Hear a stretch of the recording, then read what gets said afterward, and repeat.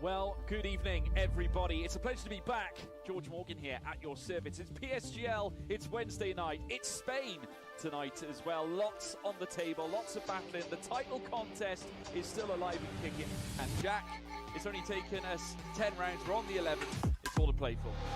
Boromant goes on the inside and takes the lead on the final lap of the race. Now it's side by side between Boromant and Warner, but Boromant's got the inside. A guest star here in this phenomenal race. Cameron Dowd looking to take P2 in his very first PSGL F1 PC race. Incredible to say the least. You see that Putin to lead. 1.5 seconds. DRS is the name. Hello folks, hello everyone, and welcome back. Welcome to PSGL PCF4. We're back, and it's good to be here for beautiful Belgian Grand Prix Spa-Francorchamps. I'm of course here with Nibsky. How are we feeling about today's race, my friend? Well, Spa is one of the classic tracks on the calendar and usually provides for some very good races, unless of course considering the drama 2 years ago, that of course wasn't too great. But aside from that, there's always some good races, so I'm curious to see what our drivers can bring to the table today. Yeah, they're certainly going to be bringing some heat to the table, and as we look to the calendar, of course, we've got Spa today, we've got the beautiful Belgian Grand Prix, and then with rounds 9 and 10, we head to Jeddah Corniche circuit for the Saudi Arabian Grand Prix, and then we head to the Circuito Hermanos Rodriguez for the Mexican Grand Prix, with the final 2 rounds still yet to be confirmed. Crucially, we are in a position where the championship could see itself come down to its final contenders. Yeah, we'll definitely need those final 2 races to see who is going to take the title. So whichever track that's going to be, I hope we will find out very, very soon, hopefully in the next couple of weeks. We've now had 7 races complete, and the gap between our top 4 drivers is only 10 points. Top 3, even 5 points. So this shows how close it is, and basically all, even down to top 5, because the 5th place, Sven Schumacher, is only 14 points behind the leader. If he wins the race and the people in front of him don't score too many points, then he takes over the lead. So it's that close, really. It really is that close. Yeah, so mathematically, we have 5 drivers who could take the championship lead within a single race. So that proximity is certainly going to be playing in terms of pressure. Taking a quick look back at the previous race, we of course had a brilliant performance from Sven Schumacher. He ended up winning that race with a very strong performance out there. Got around Siston Linhart in the dying moments of the race, but they themselves had an amazing performance with a P16 to a P2. Keynotes, of course, when we talk about the race results and when we cast them live, they are provisional, so we can confirm that following the race, we did see a couple penalties dished out, namely that Simone Violo was dropped down by 5 seconds for an incident with Lillian without leaving sufficient room. They had to go off the track, so they were put all the way down into P8. And then Rad Sprogis, despite an amazing performance and getting that 3rd place out on the track, they ended up dropping themselves down into P6, owing to an incident with Sven Schumacher, our eventual winner, for a legal gain of position. Although we won't see him tonight, we also had a quali ban for Harry, and a little bit of a dampener on what otherwise would have been congratulations, because he's got a full-time seat at Alpine. So following his performance, got a full-time seat at Alpine following Marek Zamorowski's departure. Yeah, it's definitely looking very good for him. Unfortunately, that he can't be there this weekend, and of course, he'll have to serve that quali ban later. What's interesting to note, though, is that last race, 2 reserve drivers managed to get on the podium. So, of course, Sixten Linhart, who we covered extensively, but also Kilian Racek picking up a 3rd place. So that moves them up quite a bit in the standings. And for Kilian Racek, it was also the first race that he was competing in. I'm not entirely sure if he is driving tonight, but it might be that he's also showing up. Because we have the attendance, records. We won't be seeing Racek, we won't be seeing Harry, we won't be seeing Simone, Gune, Freeman, Nyquist, or Andre Molnar either, but we should see a very strong grid from the rest of them. So Kokeni Tamas is going to be replacing Andre Molnar in the Alpine, with Sixten Linhart once again back out on the track covering for Harry. So both Alpines are being replaced, and Linhart is back on the track. So our strongest reserve driver might have another chance to shine. I'm very curious to see what he can do tonight here at Spa, because, yeah, last race, qualifying didn't go that well for him, as you mentioned, P16, but driving all the way up to 2nd, that was one hell of a drive. Remember, he had that win in the palm of his hands and until the overtake in the last lap. So it really does show that he's got some great race pace, but I think we should keep our eyes peeled on the championship contenders, and that's quite a few. Of course, there's Rad Sprogis, who's picked up 3 race wins out of 7 races. We have Ivan Santamaria, who's in 2nd, 4 points behind Rad Sprogis. 1 point behind that, 5 points from the leader, Alexander Dimas, who is yet to pick up a win, but I'm pretty sure he'll be able to do so, perhaps even tonight. Then we have Milan Meyer, who hasn't done too great the last 2 races, but is still within reach, and Sven Schumacher on a very strong run with a 2nd place in Japan and our a 1st place in our last race at Imola. And perhaps even Lillian, who didn't start 2 races and is 17 points behind the leader. But I think the main drivers that we'll have to watch, I think Dimas and Sprogis, and maybe even Sven Schumacher. Even Santamaria is always a bit of a dark horse. Always shows up at the right moment, but usually during quali, not quite there, as the gap to Sprogis and Dimas is usually a couple tenths. What do you think?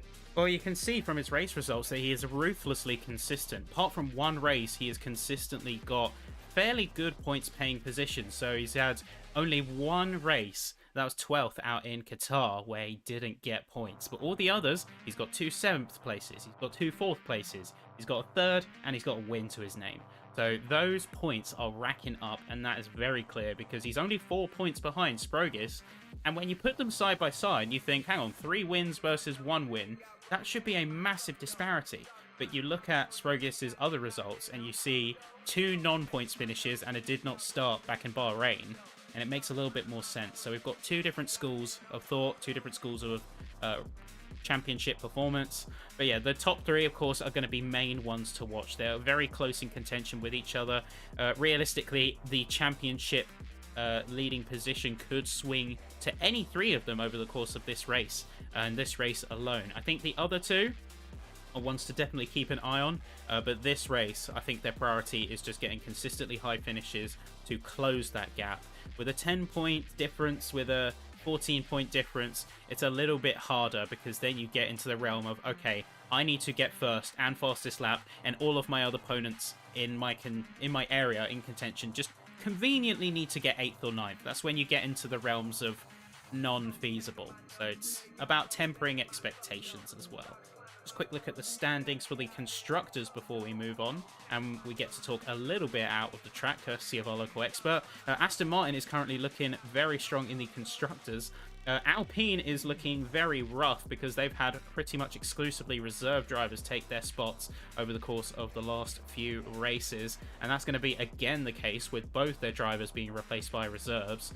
So their constructors is not faring well, but Aston Martin leads, McLaren very close behind, with Meyer and Lund being very strong in their own rights, with Haas looking very strong also, with Raoul Sprogis and Cordon. Cordon struggling a little bit in terms of consistency and in terms of bringing home points, but Sprogis has more been carrying the weight in that regard. And with that in mind, I think it's only fair, as we're going to jump into qualifying fairly soon, that we take a little bit of a look at the absolute behemoth of a track we're looking at today. Yeah, one of the most classic tracks on the calendar here, Spa-Francorchamps, situated in Belgium. The only track that's above 7 kilometers long, or 4.352 miles to be precise. And since the new regulations from the FIA came up, a track can no longer be longer than 7 kilometers, and Spa is by 4 meters, but they, of course, are going to keep that. But that also means that there will be no other track that is going to be the full length of Spa. Lap record here held by Valtteri Bottas on 1:46.286, which was set in 2018. Medium downforce track with a distance of 271 meters until turn 1. 2 DRS zones, one after turn 4, so up the Camel Straight, and one after turn 19, which is also the final corner, so the start-finish straight heading into Les Sources also has a DRS. The pit lane time loss, about 17.4 seconds, decent size of a pit lane, and there are some key races that we could look at, especially the one in 1998 where Michael Schumacher was leading the race and then hit one of the back markers, David Coulthard, which ended up with him DNFing, well, both of them. Schumacher, of course, not being happy about that and looking for someone else in the pit lane. Hopefully we don't see any of those shenanigans tonight. And of course, we have to look back at the tragic accident in 2019 in the Formula 2 feature race with Antoine Hubert sadly passing away there, with Pierre Gasly and Charles Leclerc making some very nice tributes there over the years, and also this year a very nice tribute by Pierre Gasly. I think it's always... Yeah, sorry. Yeah. I was just going to say that it really sort of is a testament to that motorsport is very scary, but also that's a case of, while under tragic circumstances, really the solidarity of the drivers and how it really is almost like a family is coming out in there. It really is, but we should definitely not forget that Spa is one of the more dangerous tracks out there. Of course, when you go up Eau Rouge into Raidillon, it's very easy. If you lose the car there, you're gonna get some serious impact. We saw a very big crash in I think it was the 8 hours to 6 hours of Spa there with one of the LMP cars, or the hypercars. Big shunt, ended up in some fractured bones, I believe, as well. And of course, when you get through there and you lose it on what was the old pit exit and go into the boarding there, and you can catapult back on the road, which is what happened in 2019. So a very dangerous part of the track, but also one of the most beautiful ones to drive in the F1 cars, because it's all the way flat out. To take you through the corners then, before we move on, the key corners, of course, the hairpin turn 1, La Source. Then we go through Eau Rouge and Radia up the hill, and then following Camel Straight into the chicane, so Le Combes, and then turn 7, Malmedy, which is named after a nearby village. Same goes for turn 14, which is Stavelo. And then the other famous corners that we know, turns 10 and 11, the double left-hander Pouhan, 16, 17, Blanchimont, and then finally the bus stop chicane where we round off the track. And we'll round off the track and head into the track we shall. As you can hear the subtle timer in the background, we're about to get into the race, folks. Let us know in the chat who you have got your eyes on in terms of being a prospective winner, or even a underdog in this race. Someone that you expect to finish high, who maybe hasn't done a greater job in other races. Who do you think is going to really show their strengths today? So, in terms of me, I am looking to see Sisson Linhart. We saw a great performance out last race. Hopefully they keep that momentum. I'm really keeping an eye on them. But yeah, key areas of the track that drivers are going to want to capitalize on. It's going to be La Source. It's going to be the DRS through Kemmel Straight heading into Lacombe. And it's going to be coming through Blanchimont and heading into the bus stop chicane. Those are going to be your key overtaking zones. And that is where drivers are going to be putting it to the absolute test. But here we go. Enough dilly-dally, folks. It's time for quali in PCF 4. Let's jump in to the track. And it looks like, as we set ourselves up here, it looks like the track is fairly overcast. Yes, it is fairly overcast indeed. For now, there is no rain. I don't see any of the rain reported by the drivers in the chat yet, although we will keep an eye on that because that is going to be interesting for the race. We have 19 drivers here at the moment. Just check in for which team we are missing one. And that is, no, it's not Mercedes, not McLaren, the Haas drivers. We both have Alpine, I saw. We only have one Aston Martin by the looks of it. So that is Ivan Santamaria, so we're missing Simeone Violo by the looks of it. Yep, so it looks like we are going to be seeing a few drivers maybe a little bit more tentative here in qualifying. See where the pace isn't going to be 100% there. The track is looking a little bit colder. It's looking like we may see rain, although I'm not getting anything projected on my monitors. We will, of course, keep an eye on track conditions and update you in the chat as things are progressing. Meantime, most of the drivers have gone out already. Keep in mind the track is fairly long, so if you want to set 3 laps, which is what the drivers do most of the time, you definitely want to go out early, go around the middle, and then with about 4 minutes to go, you want to go for that run. We saw it in qualifying this year. Max, I think it was in Q2, only crossing the line with like 1 or 2 seconds left to start his flyer. And yeah, if he was a few seconds slower, he would have gone out in Q2. So it shows how important it is to go out at the right moment. And the driver that's definitely not taking any chances with that is Jeremy, who is currently leading the pack. Only one driver still in, and that is Ivan Santamaria, our second place driver in the championship. Perhaps he's just waiting and seeing what the other drivers are going to do, but seeing that he's not in a hurry, most likely also means that there won't be any rain in the next couple of minutes.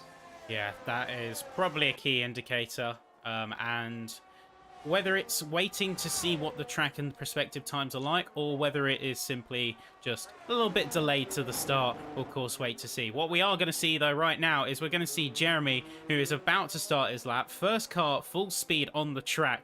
Let's take it on board and let's see how he does. First things first, into La Source now. Heavy on the brakes, down into second or third gear. We see him keep it in the same gear there.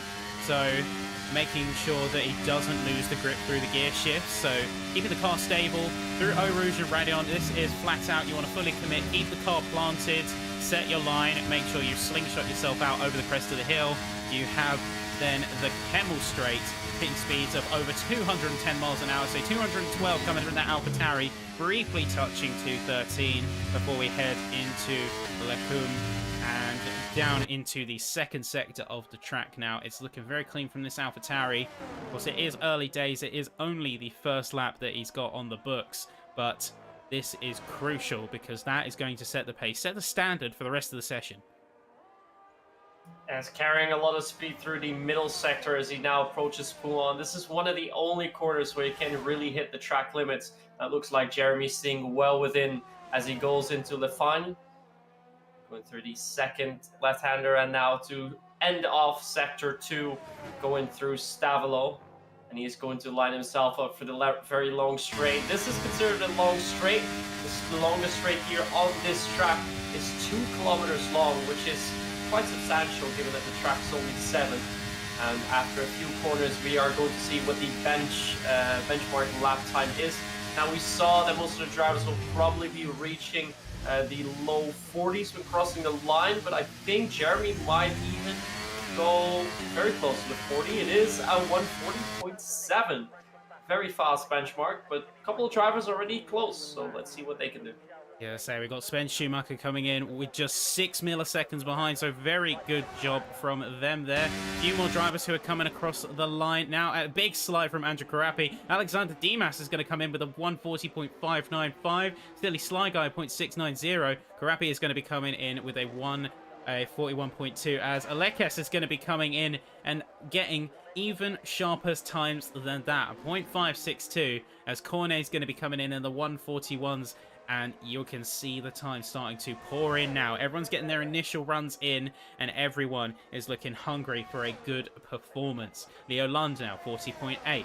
You've got Cordor, 40.8 as well. So everyone is hitting that sort of middle point. Sisten Linhart and Kenny Tamas make it 4th and 5th for Alpine. Milan Meyer, P11, and a few more drivers are coming through now. So Nicola Leda, 0.8. One thing that I'm noticing right away, as Hubach is going to come in with the 40.7, is the time to aim for is without a doubt going to be a low 0.6. It really is. We just saw Red Progress come across the lines about 2.5 tenths off of that pole lap, at least for the time being. But Andrew Karapi, I think he invalidated his lap time, and we should still have Ivan Santamaria on track. He's now invalidated there as well. Almost crashed coming out of Stavilo. It was also a little bit slower considering the time that Red Progress had. He was at a 112.6 through sector 2. With that, you're about 2-3 tenths off. But so far, a very good run by Balindelekis. And as we saw, Alexander Dimas, he's doing very good in qualifying always. So we can usually find him in the top 5, and he definitely doesn't show otherwise so far. Yeah, it's looking really good. In particular, we're seeing really strong sector 1 and 2 time coming out of Alekes there. And even then, the sector 3 is just 4 milliseconds away from the best, which was Milan Meyer, got a 28.058. Aleka's got a 28.062. So just consistently strong running across the board. And while not having the strongest sector in any of them, just put in within a few milliseconds to the top. So the theoretical best right now is a 0.389 if you combine all the best sectors from all the runners. And in fact, if you can technically shave a entire tenth off of Alekis' 42.629, which is the second sector, because that poster went to, I believe it was Silly Sly Guy. So I've got all the telemetry here. I've got my telemetry working. It's good to be back. Right now, all of our drivers are coming into the pits, and most of the drivers have been able to set a lap. Nicola Ledas picked up a 5-place grid penalty for a collision. That must have happened coming out of Blanchimont heading into the bus stop chicane. A couple of drivers. Jeremy's already going for an out lap, and so is Ivan Santamaria. Of course, he didn't set a lap time yet. For Jeremy, I must say it's very early to go out. He was the first driver to go out for first lap. But now I see a couple more drivers heading out. Are we going to see 4 laps in total, Sapitron? What do you think? I wouldn't put it out of the realms of reasonability to have drivers try for 4 laps, or at the very least set themselves up so the 4th lap can be just coming across the line. That way you get the most amount of time, the most amount of opportunity you can. You can see Karapi and Santa Maria are out first because the rush is on. They just need to get a banker lap on the board no matter what. Even if it is a 1.0, even if it is a 0.8, it puts them on the board and it gives them some sort of safety net. That's the priority for them right now. And a few other drivers are going to be getting out and getting as many attempts as they can. We've still got about 10 minutes to go. but that is, in realistic terms, about 2, maybe 3 more good lap attempts. Yeah, and definitely something to keep in mind as well. The drivers have 3 sets of soft tires normally. So you can go for 3 clean and fast runs on the fresh compounds. But you also need to keep in mind what do you want to use in the race, because if you want to switch to the soft compounds later on, perhaps it might be better to save a set.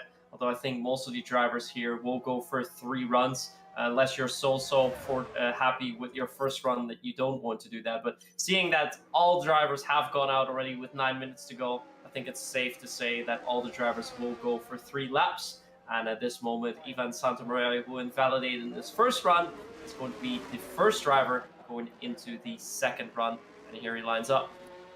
And the crucial thing here is that Santamaria needs to get just something safe on the boards. He doesn't have to overdo it, doesn't have to push extremely hard, but he is going to regardless, because of course this is PSGL, this is PCF4. You're going to put everything out on the table and everything out on track. It looks like a good line through La Source. Let's see how he does through Eau Rouge and Radion, particularly speed check. We're going to see very fast through there, couple more miles an hour than some of the other competitors we've seen, and down to the Kemmel Straight now. This is where everyone is going to be checking just how aggressive their wing setup is. So a bit higher top speed for Santamaria there. So he's running maybe slightly lower wings than some of his competition. Lacombe Chicane looking very promising. And this is the tough one. This is Bruxelles, where you've got to ride that apex and nail your exit in order to set yourself up here for Pouon. Looking very good from the Aston Martin as he keeps it tight through to the line and right to the edge of track limits. That's the key. You've got to maximize the track and push every ounce of speed. So Campos and down to the final sector here. And what time is it going to be in terms of sectors? So it's a 1:12. That isn't going to register any green or purple on my screen just yet. What I can tell you is that this is otherwise looking like a very clean run for Santamaria through Blanchimont now. And again, very high speed, and he could be blocked. And no! Oh. He got blocked! He got a absolute send. Had no choice. He had nowhere to go, and nobody was moving. So his lap is completely compromised. He's going to get a grid penalty. I'm not sure if that is going to constitute a lobby restart to nullify. But yeah, he had nowhere to go. He had such a good lap there, and it just got canned. It just got absolutely canned. I do feel bad for him here. Really did not get the best timing. What we thought was a very early start turned out to be too early, and he paid the price. I'm very curious to see what is going to happen. He was on a similar sector time as Ruud Sproges, so perhaps was going for about P8 to P12 lap time, so not contending up front. But he didn't have a lap time yet. He invalidated first and now has this issue. It seemed to be the Red Bull from Ben Marples who was blocking him, so I'm not entirely sure if he didn't get any info on the radio or if he was not viewing his rearview mirrors. But it's not helping him out much, as in the meantime, Balindelekis is almost a 10th up on his fastest lap time, and he already is the quickest driver. So he's got an invalidation, unfortunately. He has invalidated. So that's not going to count, but that's still going to serve quite well in terms of hypotheticals.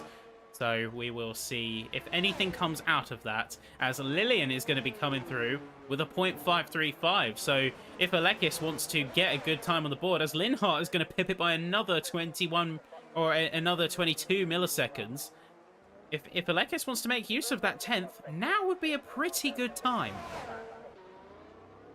Yeah, I think judging the times, Ruud Sproges now takes... Oh, Leo Lund even goes quicker. I was just about to say, I think pole time is going to be about a 1:43, perhaps in our final runs, but Leo Lund has already done so. I think what we were seeing, Balindelekis in the second sector was at 1:12.4, so that is round about the sector time that you're eyeing at for about a 1:44. So perhaps 1:12.3 is what we should be looking at if the drivers are up for contention for a pole. That is going to be interesting for us to watch when the drivers are going to go for their final run. And yeah, seeing the times, there's definitely only time for one more run. So drivers are now going to come in, and then we're going to see who can still beat it. But quite a big gap now between the top three. Leoland, then about 10 to Reg Progus, and then about another 10 to Sixten Linhart. But great runs so far.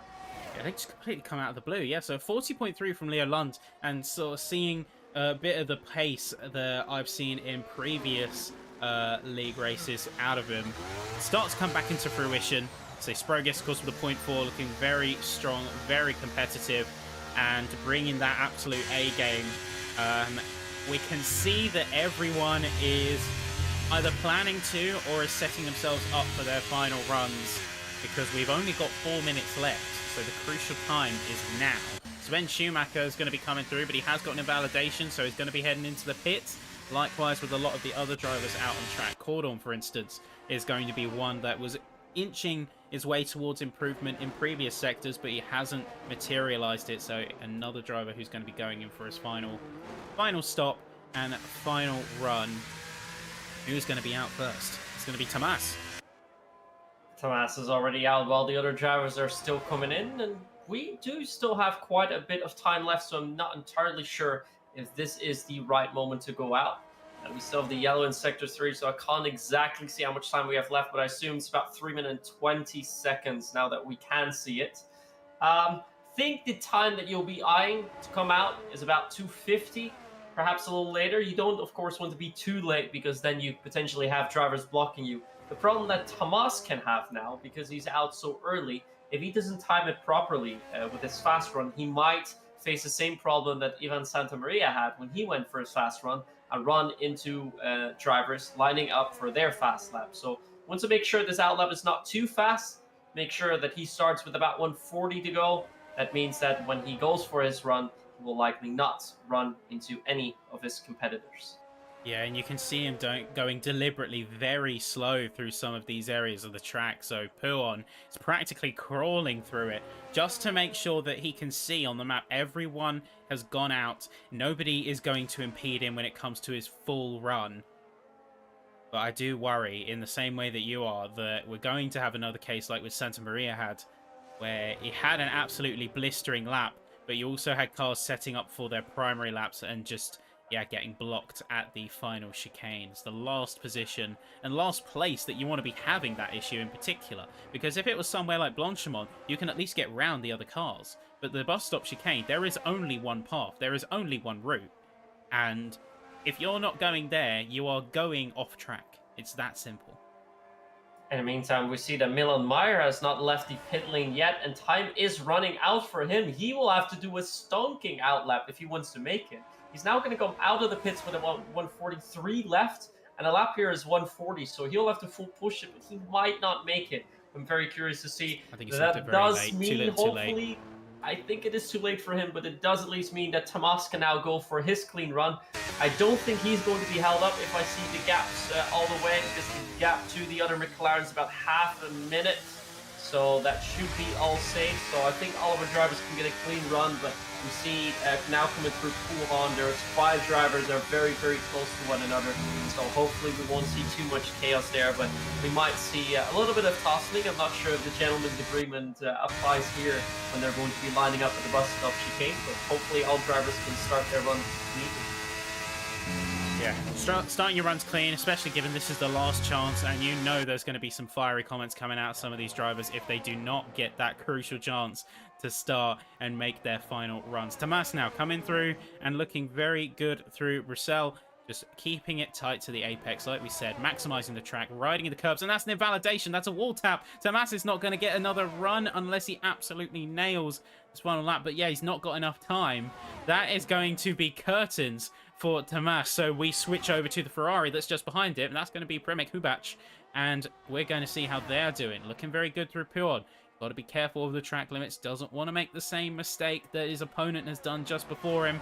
He has got the space. He's got the buffer of the Alpine ahead, so that he knows if he reaches obstruction, they are going to deal with it. And as we come through into the final sector here and coming down on their way towards Blanchimont, really opening the taps. The flag has fallen. Milan Maya, I think, just about managed to make it around. So he is going to, in fact, get a lap, but at what cost? He might have used a lot of his resources just to get here.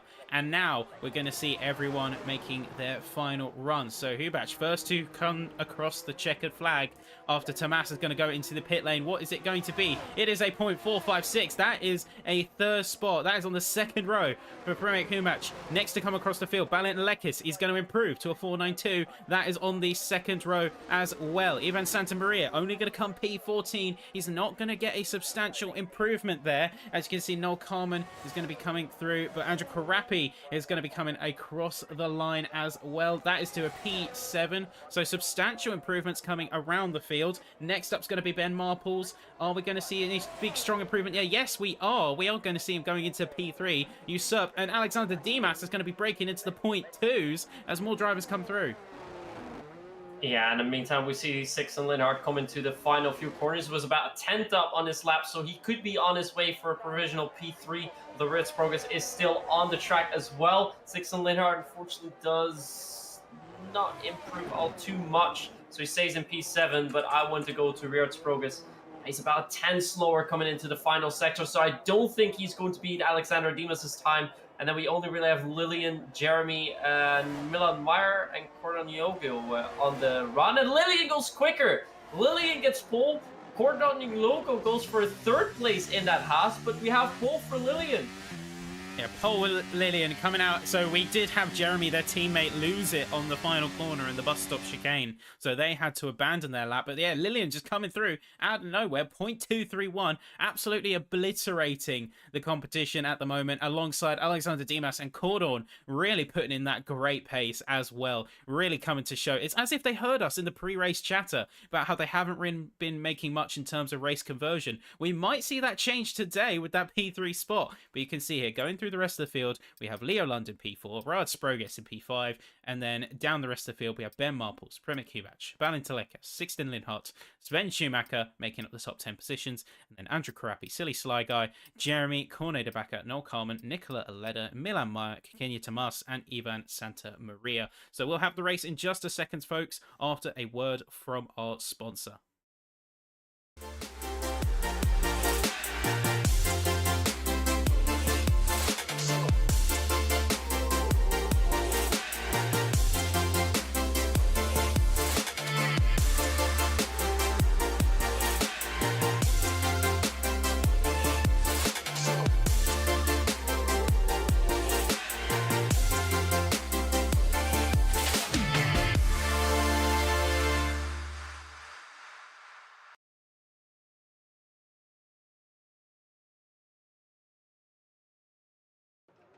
All right, folks, so thank you for the wait. Of course, shout out to our sponsors. PSGL is proud to be sponsored by GT Omega, so go PSGL checkout, will get you a healthy discount. Just getting a word from the race officials and from the lobby manager that we are going to be having a restart due to some of the penalties being applied to drivers for illegal blocking and contact. So we will be just taking a couple short minutes in order to have a small break. And that gives us a chance to discuss what we can see heading into the race. Yeah, so before that, just to highlight a few key points in the quali, we see in the chat Ben Marples apologizing to Ivan Santamaria for that, sort of hiccup at the bus stop chicane halfway through the session, admitting that it was his fault. So hopefully that should be all done and sorted then. So big shout out to him to at least owing up to that. The other thing that I was looking at, Leo Lund was ahead of the track of Milan Meyer when they were just starting their final run. I thought Milan Meyer was not going to make it, but what Leo Lund did is he let Milan Meyer in front. Milan Meyer crossed the line with about 5 or 6 seconds to go, and then he himself crossed the line with about 1 or 2 seconds to go. So he was by far the driver to go as latest. But I think around the calm he made a mistake or he invalidated, and that's when he quit his session. So unfortunately couldn't get to pole, couldn't improve on that amazing second run that he showed, because he was the first driver to go into the 1-3s, the 43s. And yeah, a lot of the drivers coming up with some good performance. But I think the one standing out here is Lillian. I was not expecting them to come through this strong, and pretty much out of nowhere, putting it out on pole. Yeah, and that really is a great performance. So, of course, Lillian is going to be starting on the front row and is going to be pushing from that, hopefully from that P6 spot further up the field. So we will see how it goes. We'll see how it goes. And when it comes down to the race, of course, everything is on the table. So you saw that qualifying, folks. Key people to look out for. Dimas, Lillian, Sprogis, of course, is going to be fighting hard as well. Santa Maria, a little bit of an underperformance in my opinion, but in their defense, they did have a lot of issues come their way in the circuit, and I do wonder if the stewards are going to be taking a look at that. They probably will, because let's be real, he could have had 3 runs. First run invalidated, track limits. Second run hitting Ben Marples at the end of the bus stop chicane, and only could go for 1 run. And yeah, of course, you cannot take as many risks then, because you don't even have a benchmark lap time then. So we could only do 1:47, and he's quite substantially off of the pole time, almost half a second he was off. And that is going to make his race a lot harder, especially if we're not going to see rain. I still haven't heard from the drivers yet, if there is any, but I don't think we're going to find out too soon, because of course we still need to make the new lobby. But that could also mean that we have different performances that we would have had if we hadn't changed the lobby. So curious to see what is going to happen with that. Yeah, so the new lobby has been created. We are just waiting on final joiners before jumping in, and of course we will take a little bit of extra time where, because it's a fresh lobby, drivers will have to apply their setups. But just as a bit of a refresher of what's at stake, Sprogis, currently P3 from Quali, is going to be the one defending their position as the current championship leader. Santa Maria, down in, I believe, P12, is going to have their work cut out for them if they want to stay in that P2, because they've got just a single point behind. And in the P2, coming out of this qualifying, we have Alexander Dimas in the Red Bull, putting in a very strong performance. Milan Meyer's another one who's going to have to fight their way up, as we saw them really bring it down to the wire in terms of qualifying time, just pipping the checkered flag being waved, with Sven Schumacher also trying to put on some good performance. We'll see that how they do in that. Leo Lund is the one that kind of surprised me personally, because we've seen a middling string of results overall. We had a standout P3 back in round 5, but crucially, it seems like they've really found some pace around this track.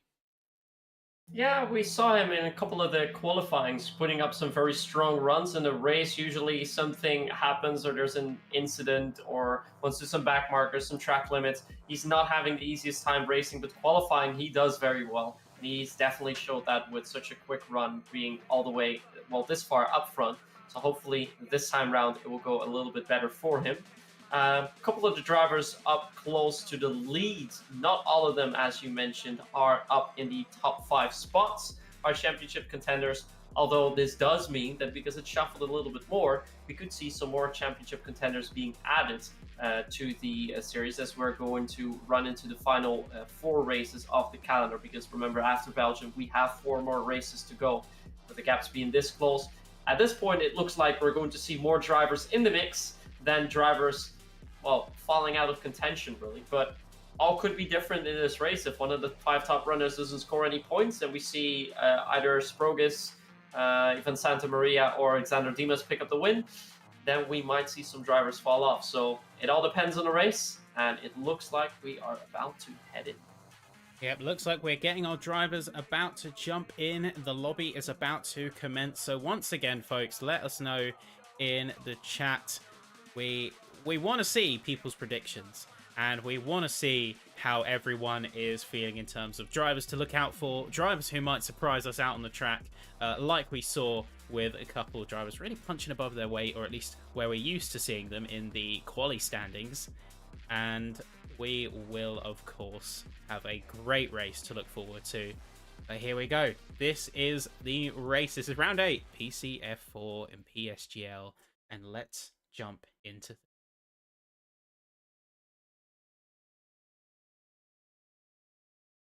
So we are now loading into the race. It looks very dry, quite sunny even. So I don't think we're going to see too much rain, although I will keep an eye on the chat to see if anything's going to happen here. We should have our warm up before the race itself, right? We won't be having a formation lap because No. that is still an issue, still bugged, unfortunately. For those out of the loop, out of the context, there is a bug in F123 where the lobby host will get warm tyres and the rest of the lobby will get cold tyres sometimes if you do a formation lap.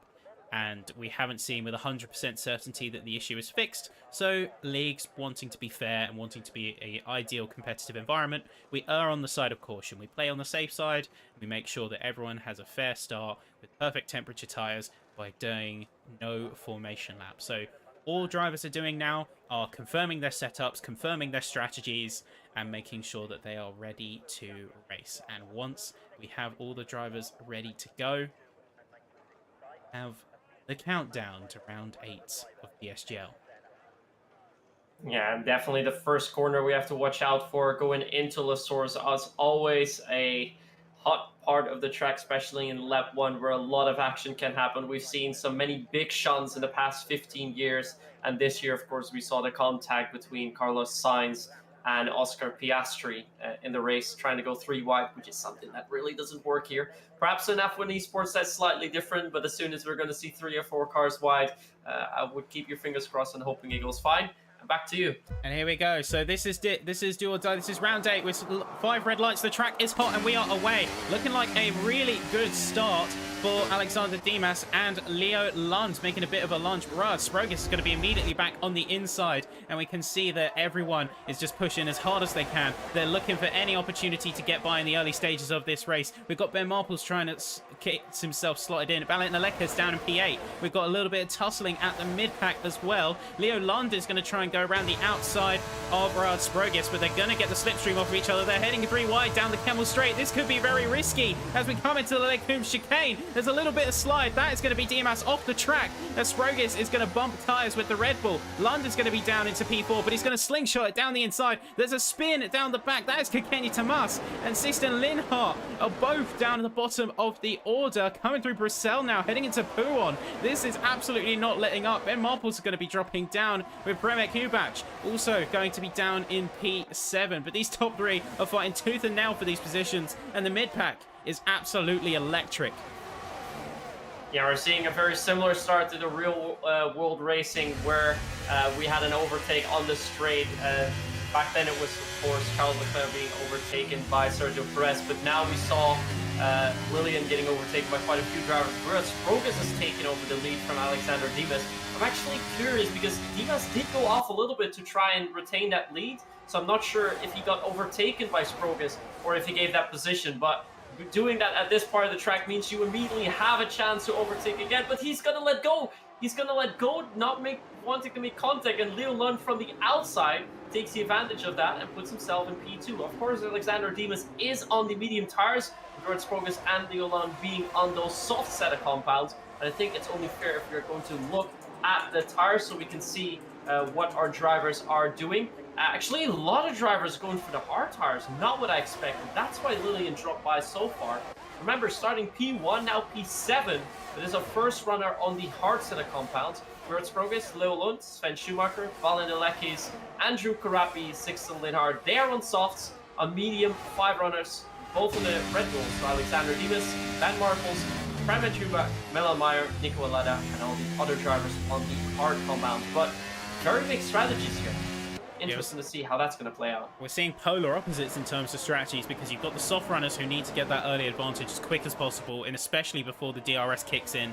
And then you have the runners on the hards who are looking to just get the miles munched and then make sure that whatever compound they use, be that medium or soft, they have the absolute maximum amount of time on that prime tire. So maximizing the speed of the ideal compound that you actually want in terms of pace. We've seen a lot of tussling, especially at the top end of the field, as I believe Dimas got a bit of rearward contact and may have suffered a little bit of damage. I'm not sure who that was courtesy of, but we'll have to go back and look at the footage. Either way, we have Primož Kubac all the way down in P17 as himself, Meyer and Aleda all had to go into the pits for repairs. Yeah, in the meantime, we see Dimas using quite a bit of his ERS to try and keep up with the front pack of the field because he was falling outside of the DRS range and now going to be close enough to at least make sure that he's going to pick it up for the time being. DRS is now going to be activated as we head into lap 3. And so far, Sven Schumacher being the fastest on track. He is hot on Alexander Dimas' tail.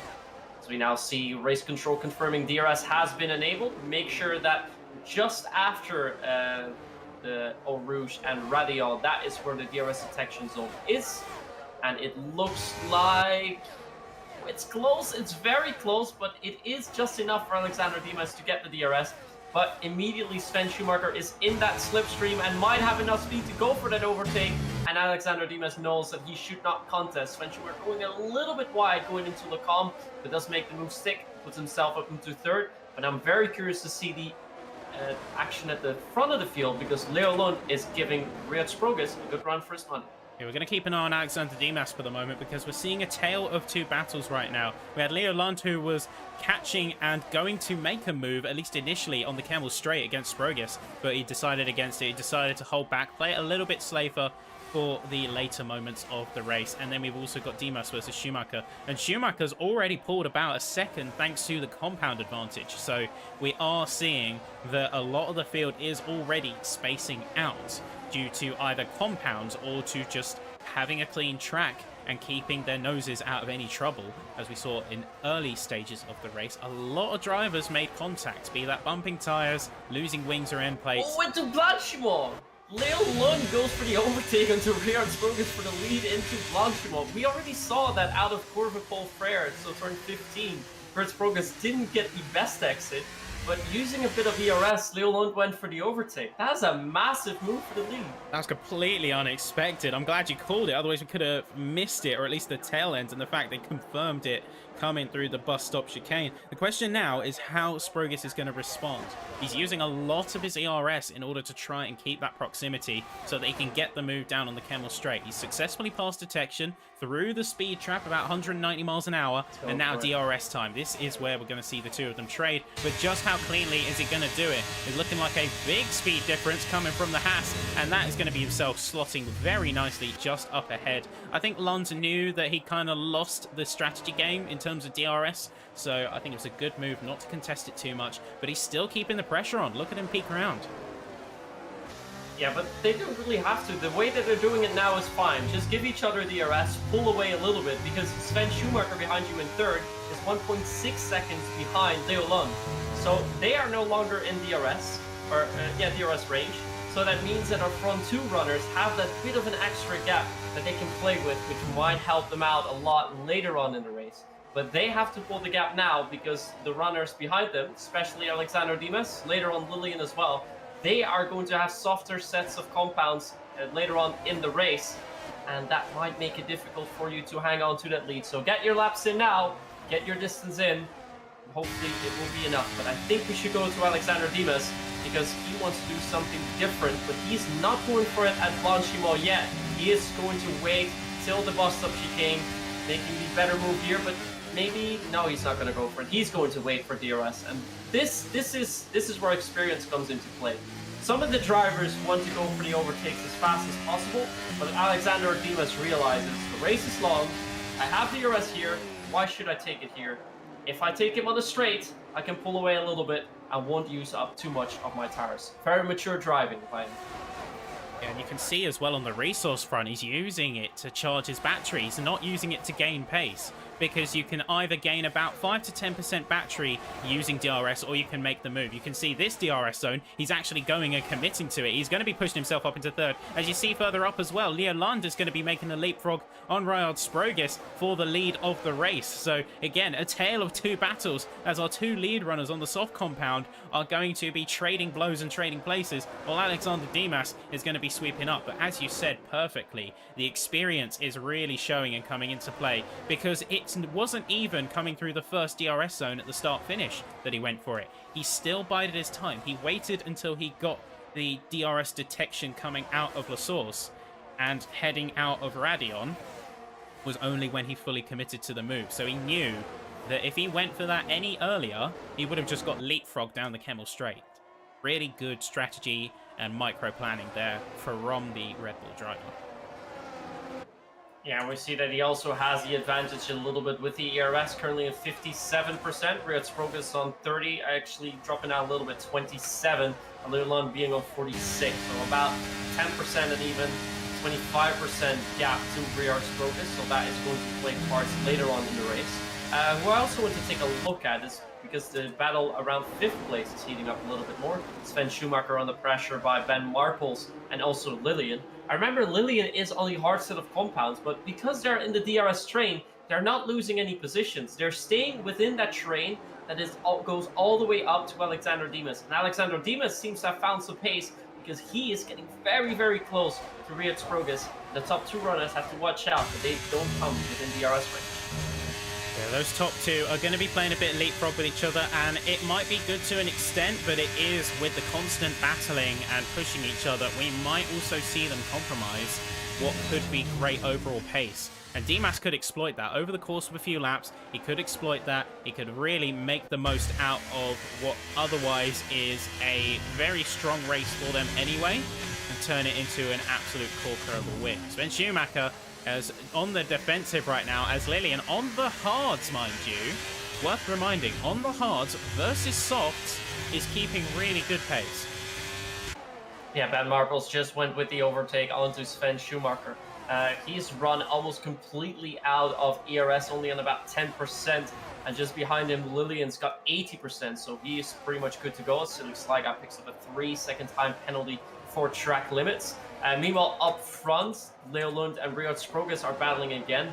The gap was really, really close, and I think Leolund wants to go for another move. But is he going to try and do it into Blanchimont again, or is he going to play the long game like Alexander Dimas and wait until the straight? But we see Alexander Dimas has closed the gap. The gap's only 9/10, so that means up to the start-finish straight, he's going to get DRS. And having that, I don't think he's going to fall out of DRS range coming up to Camel Straight either. So the advantage that the lead 2 drivers had is now gone.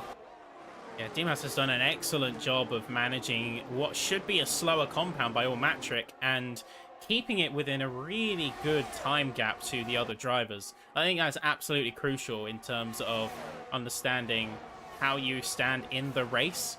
So these 2, they are continuing to fight. And that is going to be, of course, as we see, another switch between the 2 for the lead of the race. It's nearly inevitable at this point. It's almost procedure. But in the background, we see that Red Bull lying in wait, eking closer with every corner. And as we can see the softs slowly start to fall away, we're going to come into that realm soon of the softs starting to be less optimal than the mediums. That's where he can really make it shine. I'm going to be very interested to see what the strategy is going to be for the soft runners. I think for the soft runners, it's more than fair to say they'll likely have to go for the hard sets. For the medium runners, though, so Alexander Dimas, I'm not really sure what he'll be doing, because can you really finish the race on the softs? Are you going to extend the stint on the mediums that long? I think for now, seeing the tire degradation, I think going from hard to soft, from soft to hard is the best strategy. If it is hard to soft, then Lillian is in prime position to still go for the win. But if Alexander Dimas can make something work and go for the soft set of compound in the last set, so after his first pit stop, then he basically has the net lead, because I think the front runners that are now on the worn out softs, they are going to struggle on the harder set of compounds later on. And we have a pit stop. We have a pit stop from Sven Schumacher. He's already coming in early. After 8 laps, he has to go for hard stint. So we can already see that a few of the drivers are making that judgment call. And to be fair, that is a understandable one, because with the soft, your current metric for wear is going to be anywhere from 40 to 50%, depending on how aggressive your setup is. So making that call, maybe jumping onto the hards as he's done so here, might be the best call. Just playing it a little bit safer in terms of strategy, as Sprogus is going to be once again pushing through. These 2 are probably going to be tussling for at least a couple laps more, and might even see if they go soft to medium, because at this stage their focus is on track position, not necessarily on optimizing tires for optimal pace.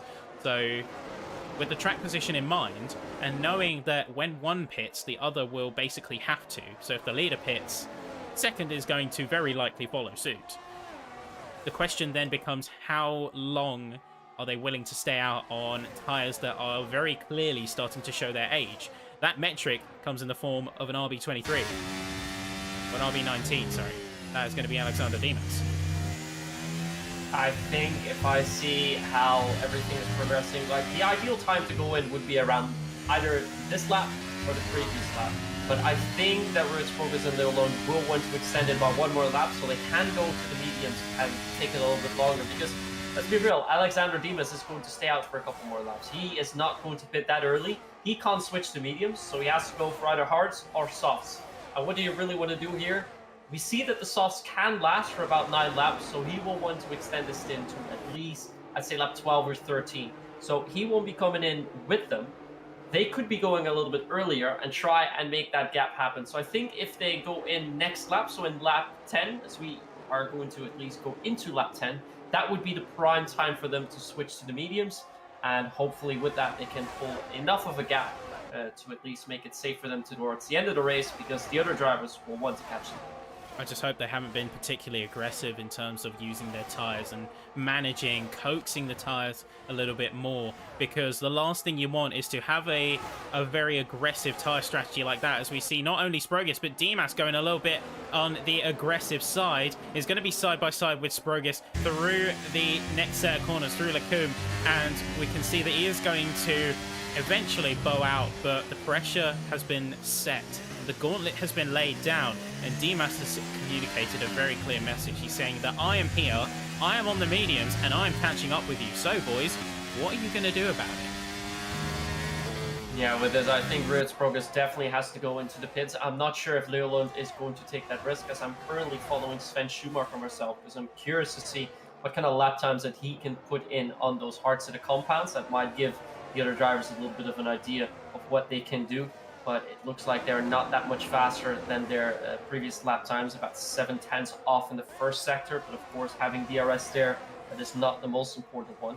He's now going into Lefania, and then when he comes around Stavolo, we're going to see what his sector time is for sector 2. Of course, at the front of the pack, everything is heating up there, heading towards the bus stop chicane.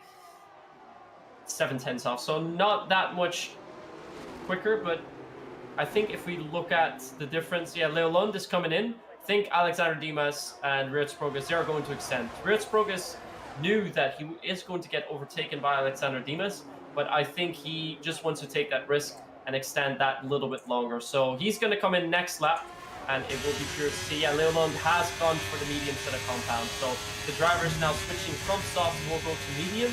I think Alexander Dimas will come in a few laps later, and it might negate the early effect that Riots Progress has, the early advantage to take a gap. So he will like to have fresher tires towards the end of the race.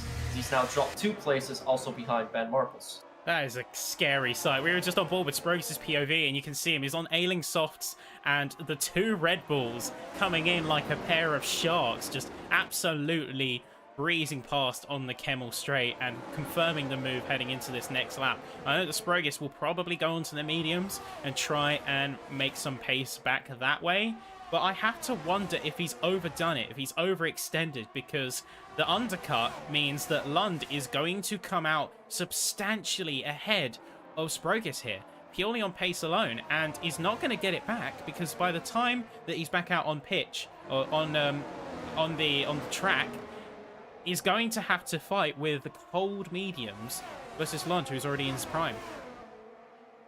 And what's even more interesting to see, Sven Schumacher, who stopped 2 laps earlier, is in front of Leolund, albeit only about a second.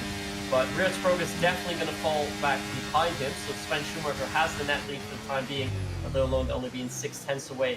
Should not have too many issues with that, as now Riots Progress is going to come in, but so is Alexander Dimas. He is going a little bit early. I'm not sure if he thinks he can make it last on the softs, but he's going for the hards. He is going for a safe strategy, and that might make it more difficult. I'm not entirely sure if I would have gone with that call myself, but he is going to try and make it work on the hards as they come out of pit entry and they are inside of each other. Of course, that is something that's possible here. No unsafe releases that we have here, but he's going to come out behind Roach Progress. As we see now, they come out behind Andrew Karapi. So indeed, Leo Lund has about a 2-second lead now over the other runners. So they have to make up that much time. But I think Leo Lund has got a little bit of a better strategy, as he's now also passed Sven Schumacher. So he now has the net lead of the race. And with the other drivers still having to come in, they have to make up quite a bit of time. And I think by the time they come in, it will be about 4 or 5 seconds. The undercut is so powerful, and Neoland's strategy is just a testament to that. He's come out and not only surpassed Sprogus and Dimas, his main quote-unquote rivals on the track, but he's also passed Karapi, he's passed Alekas, he's passed Schumacher, and is in P7, net lead of the race with a very substantial margin. So he's really pulled the strategy out really well, in my opinion. This could be the swing that decides the race today. Yeah, just like you said, I think Sprogus stayed out 1 lap too much, because he does have to make up quite a bit of time, and also Leo Lund is trying to pull a gap towards Sven Schumacher. He is around that 1 second mark, so if he can get a 1 second lead, then he might be on course for a win here. But he's gaining a lot on the leaders. This was about 12 seconds now it's down to 9, as now Ben Marbles Lillian and Gordon Ngolo are now coming in. And so is Noel Coleman. A few drivers are still staying out. And that is, well, mainly Kenny Thomas and Silly Sly Guy. Leo Lund now has the fastest lap at 143.2. He definitely has the most speed here. But I don't think it's going to matter all too much that his cars are going to be 1 or 2 laps older. I think he's nailed the strategy here. And if he can pull a gap to Sven Schumacher, which he's done, he has a 1.2 lap, or second lead, sorry. So his strategy definitely playing off at this stage of race, but of course we still have 10 laps to go. And the wild thing is, as well, is that the hard runners themselves are coming in after only 10 laps. So we've got a little bit of a tussle going a bit further down, as you've got Alekas and Sprogus going for track position. So Sprogus has managed to stay out ahead past the 2 Red Bulls, which is a bit of a 180 from what we saw earlier, so they're bound to be relieved by that, but they've still got Andrew Karapi up ahead, and then another 2 seconds between themselves and Sven Schumacher. So the fight is definitely on, and they have got an uphill battle. An uphill battle is really a bit of an understatement.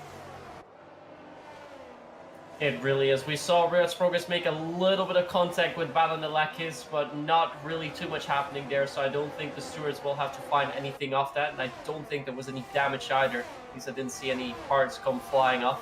Yeah, the strategy game so far being quite strong. Drivers pitting now not being all the way too far behind, so they can all fight with each other, as Alexander Dimas now overtakes Balanalakis, but it's all for Lillian, Ben Marples, Ivan Santa Maria, Gordon Ngolo. They can all still go for it. When it starts P13, the gaps are going to be too big.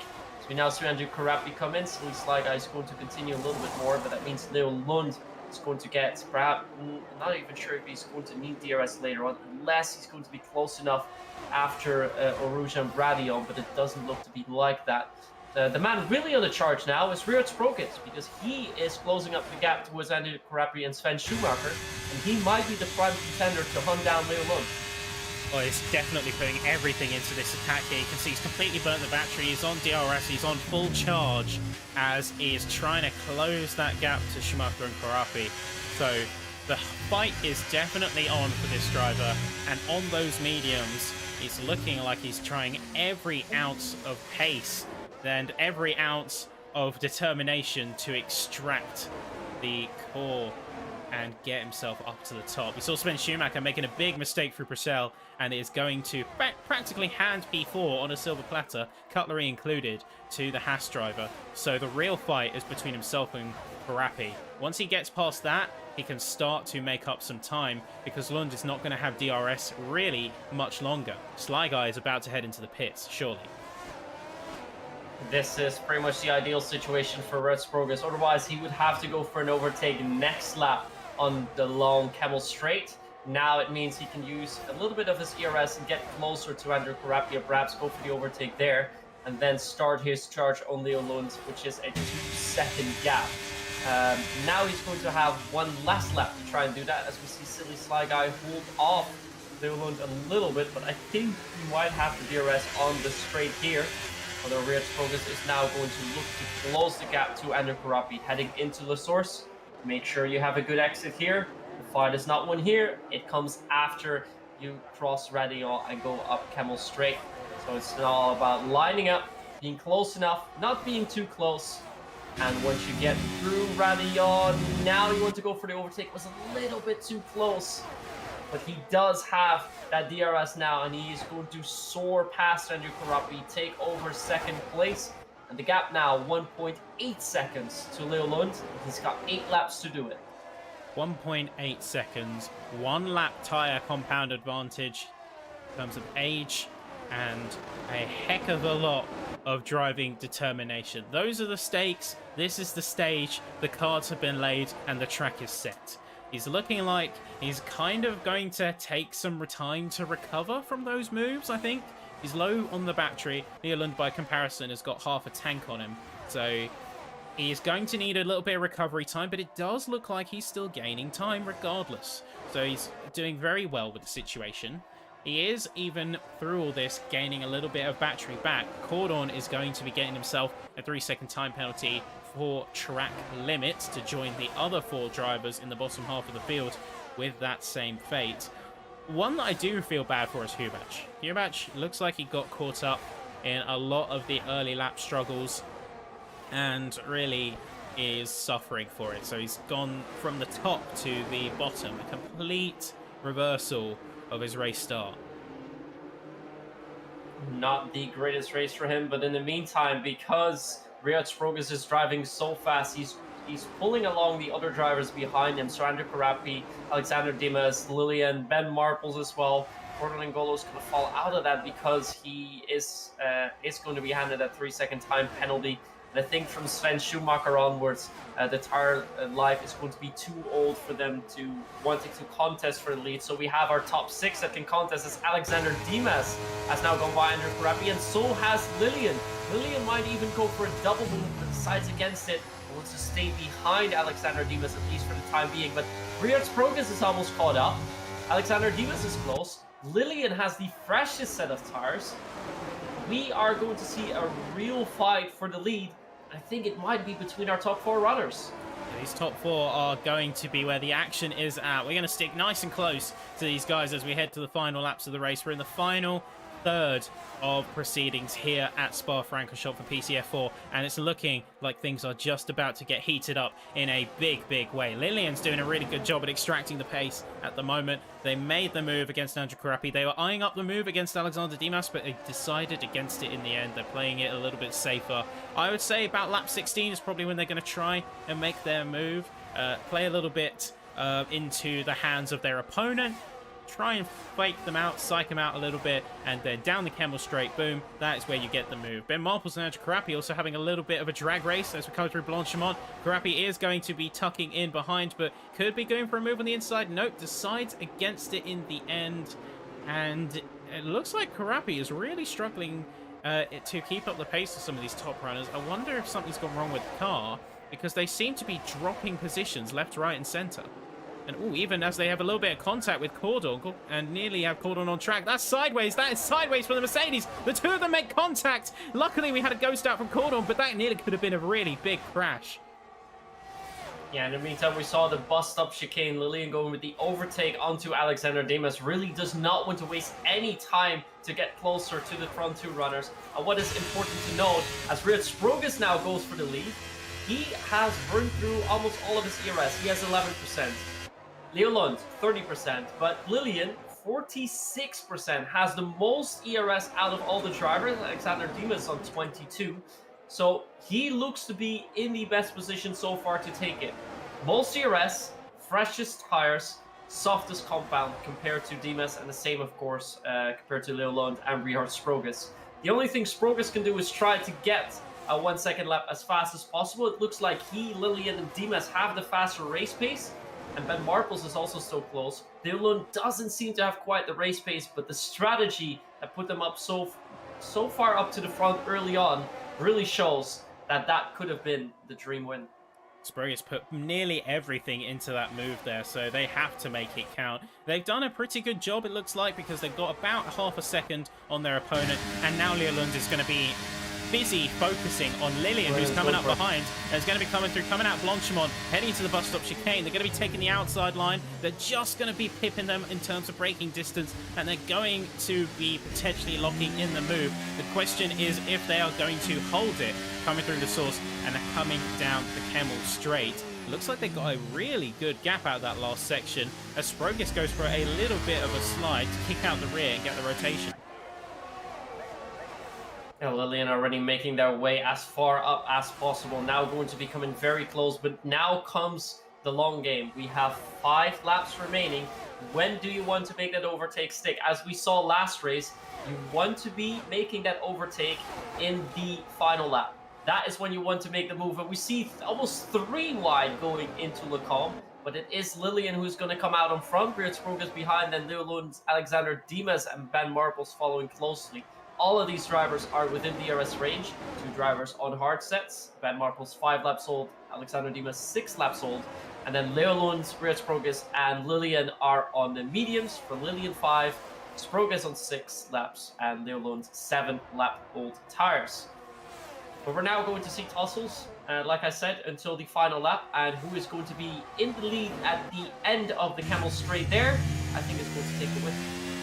Yeah, the pendulum, if you will, has been set up. So I always say this, but if you want to have a race win, you want to be in second place heading into the last lap, and especially that is true around Spa. If you're in second place, right behind your opponent as you start the final lap, then you get the DRS down the Kemmel straight, you lock it in through Lecombe and through Pouon, and then it is home free. Just making sure that you put your car in defensive positions to make sure they don't take it through Blanchimont. As we see a yellow, that is going to be a full safety car, as Primož Kubac is going to be out and is going to be on track with terminal damage. Well, this throws all of the strategies out of the window, because we see all of our drivers now coming in, which must be for a fresh set of soft tires. And they are going to be battling it out in the final few laps. Safety cars are going to see a few laps, so I think we're going to see 3 full laps of racing. But oh no, we had a little bit of lag. I thought Lillian was being held in the pits, but they are going to be in front when they come out of the pits. But this means that all of the drivers are back up for contention again. You saw Ben Marples losing a couple positions, losing 1, 2, even Santa Maria and Andrew Carapi also to battle the Leckies. So a slow start for them, but that is because they had to wait for Alexander Dimas to pit first. The gaps that are there now, of course, are going to be irrelevant, but with all the drivers now coming in, well, theoretically, all drivers will be in and up for contention, but the real fight is going to be between the main runners, although I'm going to be very interested to see how much Sven Schumacher can make up, because they seem to have more race pace, but didn't have the tire advantage, so dropped all the way back down to 10th, and perhaps at the end of the safety car, we might see some more, and we still have the one out, one out. Kenny Thomas did not pit on 5 lap old mediums, now in the lead. So he's got the track position, but has he got the pace? That's the question that Tomas is probably going to be asking himself. And it is too late to go for the pits now. He can't double back on this decision. He needs to stand his ground on those mediums. The best he can do is save up that battery as much as he can, put on the defensive show of a lifetime heading into the final 2 laps, because we are going to be guaranteed 2 laps of racing due to the game being hard-coded. So lap 21 and 22 are going to be under full race conditions regardless of what happens, and we will of course see who comes out on top. Lillian and Sprogis are probably going to be fighting hard, along with Leolund and Dimas just behind also. Ben Marples has dropped off a little bit because he was side by side with his Red Bull teammate not too long ago, so curious to see him in P9. And as you say, Sven Schumacher, really one to watch in terms of race pace, and with everyone clumped up, could see some potential to make up for lost time with a suboptimal tyre strap. And in the meantime, also popping up in the top 10, we see Ivan Santamaria, currently in second in the driver's standings. It's been quite invisible most of the race, but he, like I said before the race, he is one of those drivers that just pops out of nowhere. When you least expect him, it's like, oh shoot, there he is. And then he still makes up consistent points, and that's why he's so far up the ranking. So definitely don't count him out either, because I don't think he's going to finish in PA. Yeah, PA is not the place that you want to land, and I know that a lot of drivers are going to be making some big movements, or at least trying for some big movements, heading into the final couple of laps here. I'm personally keeping my eye on Sprogis, because we've known Sprogis to fight very hard. When he wants a position, he goes for a position. It's as simple as that. And even if it does result in some cases in some penalties, which hopefully you can rein in a little bit, because the last thing you want is to have a win or a podium be stripped away on the technicality, on a penalty. We will definitely be seeing that fire coming out of that Haas, alongside Leo Lund, who's really been putting in some good work today, and of course will want to regain where they had such a perfect strategy, effectively ruined by SC. In the meantime, we saw Nicola Letta go for yet another pit stop, so they want to be on the freshest set tires possible. They did pit the last lap, but yeah, 1 lap or 0 laps old. 0 is always better. If you're behind already, it doesn't really matter if you go for that extra pit stop. The thing that does make it interesting now, though, they still have to close the gap. It's about 15 seconds until they reach the safety car. But if they reach it too late, we might see... Oh, he gets a 3-second time penalty for track limits through Lecom, and that is behind the safety. That is about the worst thing that can happen to you. But that they shouldn't have a lot of happen. pace. That shouldn't happen. I'm sorry, but that you should not be pushing that hard when you've got a safety car queue to catch up on. 15 seconds from Kemmel Straight, easily you can make that up, because everyone's going about 100 miles an hour. You are going about 150 to 180. I'm sorry, that just shouldn't happen. You're pushing way too hard. You're panicking way too much about catching up if you let that happen. That is very true. Now, of course, there's a little bit of team play in here as well, because you do want to make sure that the safety car comes in this lap, as it does now, so you don't want to be too far away, because otherwise you're going to compromise Sven Schumacher's race, because Sven wants to have 3 laps to go for overtakes instead of 2. But like you said, way too much pushing going on from Nicola Letta's point of view, and that is going to make sure that they are, well, I'd be very surprised if they're able to pick up any points now. Of course, a few more drivers that are currently on penalties, Grenade Bakker, Jeremy, and Silly Sly Guy, that also have penalties. But we'll be looking at the front of the field. Kenny Thomas has to make sure he can get as good as a position as possible. He is going to drop back inevitably, but hopefully still within the points for him. The other drivers are going to be eyeing to come by him, but I think at the end of Kemmel Straight, Kenny Thomas might be all the way down to P4, P5 already. That's how much these fresh tires are going to make as a difference. As we're now lining up to the bus stop chicane, we're almost ready to resume. Oh boy, am I excited for this. And here we go. That's going to be Tomas going to be getting the jump as early as they can, but it's not enough to get the jump on Lillian. They are tight to the back of that A523. That Alpine is not getting away from this car anytime soon. We're back up to full race pace, folks, and we are getting back into the swing of things here at Spa-Francorchamps, here at the Belgian Grand Prix. We are going to see some drivers make some quick moves and are not going to be holding back. Already, Lillian's only a 10.5 away from that Alpine. The pace is already being pushed. Going around the outside and going down into the Kemmel Straight. No DRS required. Thank you, good sir. It's nearly 4 abreast. It is 4 abreast. We're heading into Lacombe. Someone's got to bail out. Someone's got to give. It's going to be Lillian and Tomas as they go off track. 4 abreast heading out of the Kemmel Straight. That is ridiculous. How did they survive that? They did not crash. It looked like Leo Lund was going to get on the grass there on Kemmel Straight. He did not, and he's taken over the lead. He is the big winner of that. Kenny Thomas has already dropped back to P6. He's going to drop back even more. It shows that this was not the strategy to do it, but he had to take a little bit of extra risk there, hoping to at least pick up some points, but he's now going to be overtaken left, right, and center, as we are going to go back to the main battle up front. Alexander Dimas is very close to Rear Sprogis in P3, as we have caution in Sector 2. It's going to be Ben Marples. Is Ben Marples. That's Ben Marples out for the count because he's down and spun in the second sector. Just coming through. He is going to be, unfortunately, in a very tough spot and is going to be down in P17, likely consigned to there for the rest of the race. But here we go, Alexander Dimas, he's eyeing up a move. He could be going for something into the bus stop chicane, decides against it, not going for it this time. He's waiting for the Camel straight, as I think many other drivers are doing. A little bit of trading in the mid pack as well, as Andrew Karapi is going to be one as well to jump and get themselves a 3-second time penalty for track limits. Also, I believe, yeah, Karapi is going to be losing a lot of time. Marple's into the pits. Karapi DNF'd. And this is, yeah, 2 more drivers who are going to be out for the count. But all eyes are on the front right now. As you can see, that Rad Sprogis is going to be going around the outside of Lillian. They're going to be trying to get the pace. They're trying to push. There is no DRS, remember. So this is raw setup pace. No assist. Nothing extra. They're just giving it everything. At this point, they're just eyeing to be second, because next lap you will have DRS, and you want to be in second place so you can go for the lead. At this point, it's also important to know the ERS levels of our drivers. Alexander Dimas, 32%, Riyad Sprogis, 49%, Lillian, 68%, and Leo Lundsson, 44%. So Lillian has the advantage with that. If they can keep Riyad Sprogis at bay, I think Lillian has the best shot to make it work on Camel Straight next lap. But a lot of drivers will want to say otherwise, and I think Leo Lund will try to make enough of a gap so they won't be overtaken by Lillian. Yeah, the overtaking is all about timing. Here we go. Lillian's in prime position. We can see they got half a second on Lund.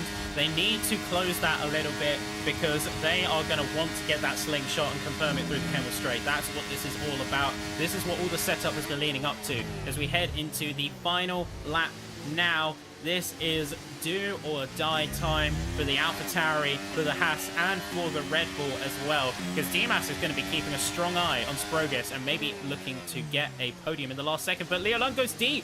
And in fact, no, this is a strategic play. Watch this. He's going to be staying behind. He's going to get the detection off of Lillian. They want to give it away.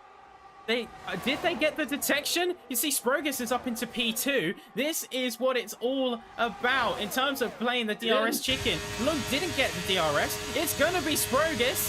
It's going to be pushing, and Lillian's going to be up there as well. They're going to be tussling for space. They're side by side, going through Lagoon.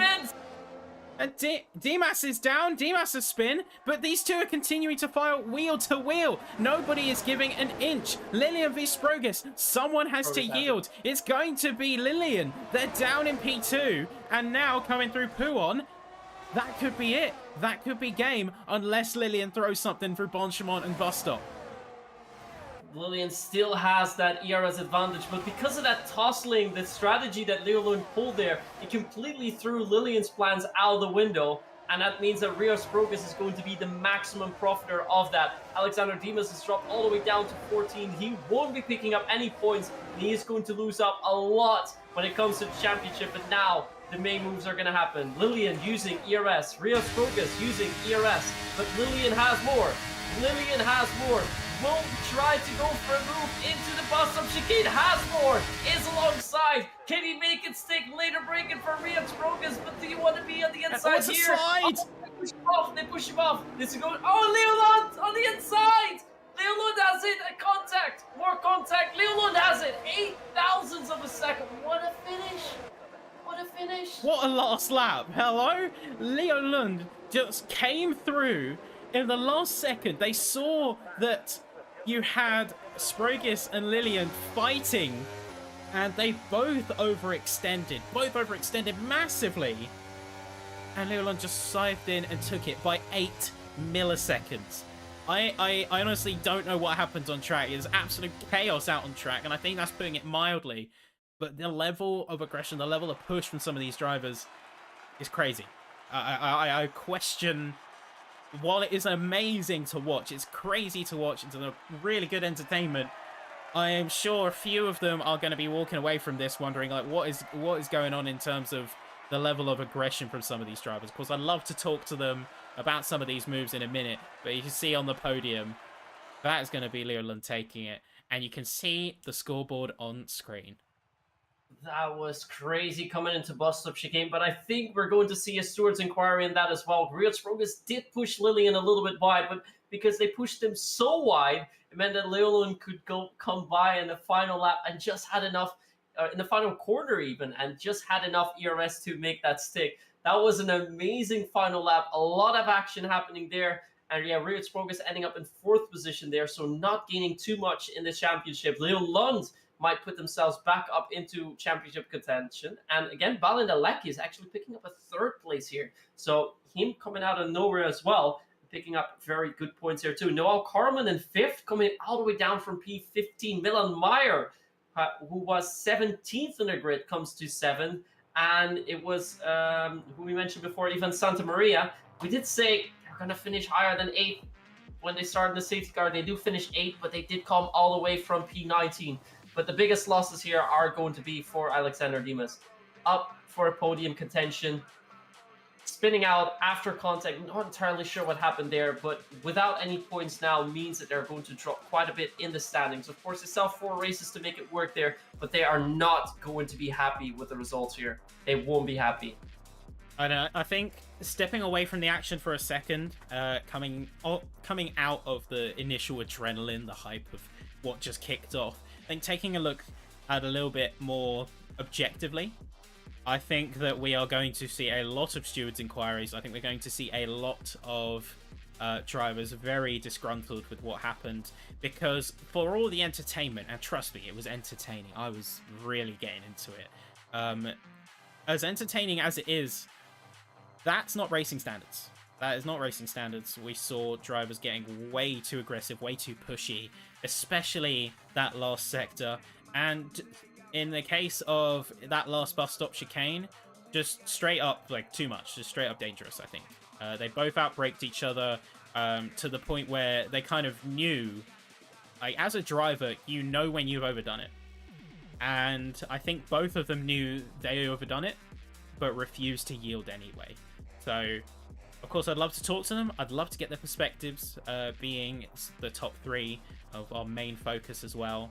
But I think they're too busy arguing in the chats, to be honest. They're too busy arguing in the private chat with the drivers. We'll of course see if we get a chance to talk to them. But otherwise, yeah, I think there is certainly a conversation. And this has become a bit more prevalent as the recent weeks have gone on in the scene as a whole.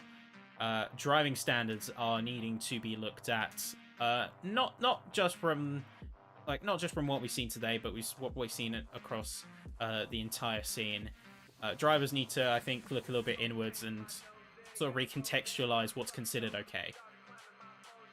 Yeah, that is very true. And I think everything really started on the final lap there with, well, which is a legal move, of course, Leolund backing off a little bit, well, kind of faking going wide into La Source, but setting themselves up for a good DRS run.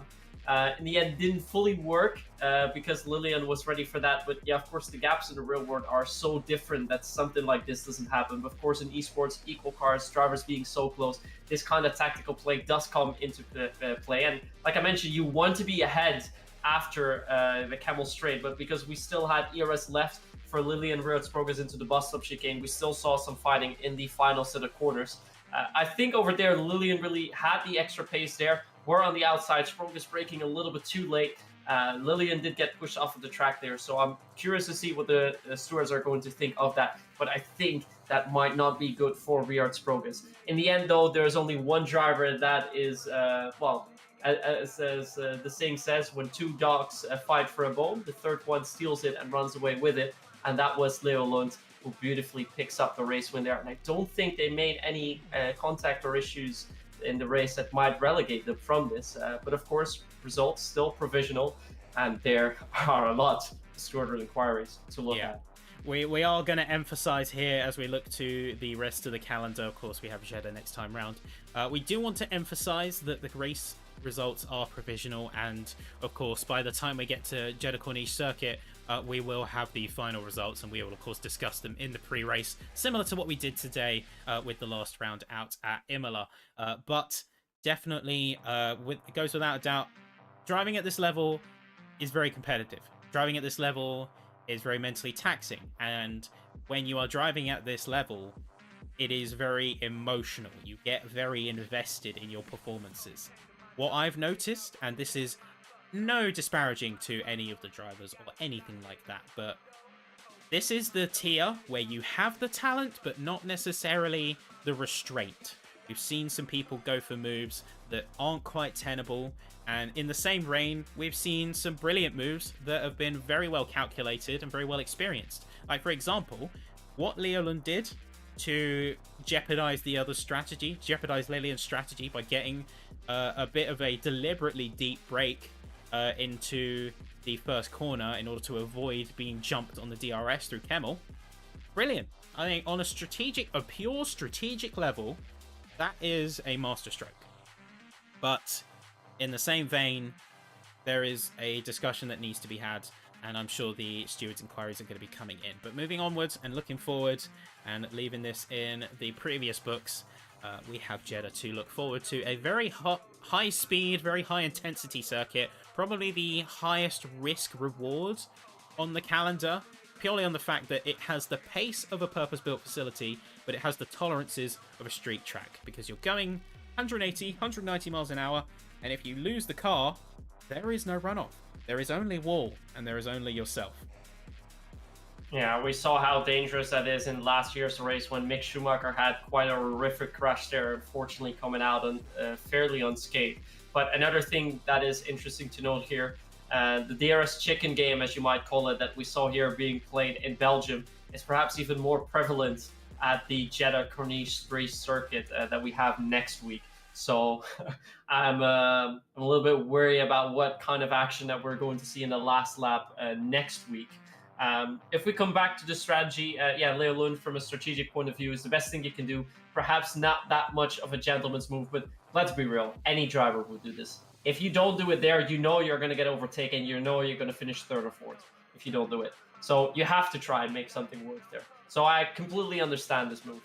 And yeah, at the end, you just want to go for the win, and I think some of the drivers are going to be a little bit too hard for it. Would this happen in real life? Perhaps would. I mean, we've seen quite some heated action in 2021 as well, when the fights are this close. And when there are so many drivers that are close and potentially up for a championship run with about 5-6 drivers, this kind of things can happen. And we can only hope that the drivers can cool down a little bit and that it comes a little bit cleaner next week. Because if it's going to go wrong next week, it's going to go down bad. Yeah, and of course, as the championship gets more heated up and as the round count dwindles, we will see drivers give it absolutely everything. We just hope that we can keep it clean. But of course, we will see. And with PCF4, the action is always there. So tune in with us same time next week, where you join us for the Jeddah Corniche circuit and the Saudi Arabian Grand Prix. From myself and from Myth, take care, everyone. Of course, support us, our sponsors, subscribe, like the stream, join the Discord, all that good stuff. Use code PSGL for a healthy discount. Check out if you buy any of their products on their site, and we will see you next time.